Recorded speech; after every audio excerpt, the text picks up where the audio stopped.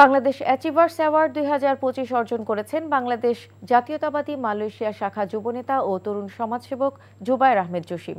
Prominent businessman and young politician ক্যাটাগরিতে তিনি এই পুরস্কার লাভ করেন। জসিমউদ্দিন ছাড়াও মালয়েশিয়ার আরও দুই প্রবাসী ব্যবসায়ী মোশাররফ হোসাইন এবং প্রবাসী সাংবাদিক NTV staff correspondent Kaiser Hamid Hannan ও পুরস্কারে ভূষিত হন। রোববার সন্ধ্যায় বাংলাদেশ চীনমৈত্রী সম্মেলন কেন্দ্রে এক জমকালো অনুষ্ঠানে তার হাতে পুরস্কার তুলে দেন প্রধান অতিথি বিএনপির vice chairman doctor Asaduzzaman Ripon.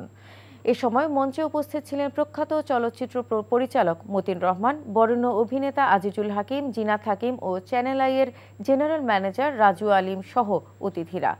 Jasimuddin ঢাকাস্থ Demra থানার কৃতি সন্তান।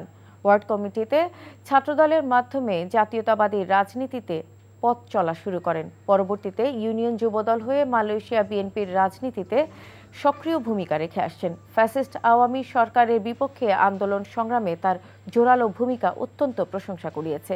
তরুণী যুবনেতা কোভিডকালীন সময় সহ বিভিন্ন সময় প্রবাসীদের বিপদে আপদে পাশে দাঁড়িয়ে সেবা করে কুয়ালালামপুরে অতি পরিচিত মুখ।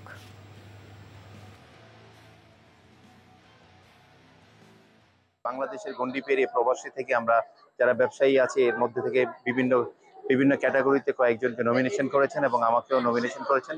এই জন্য আমি ধন্যবাদ জানাচ্ছি অ্যাচিভার্স অ্যাওয়ার্ড 2025 এর যে কর্তৃপক্ষকে।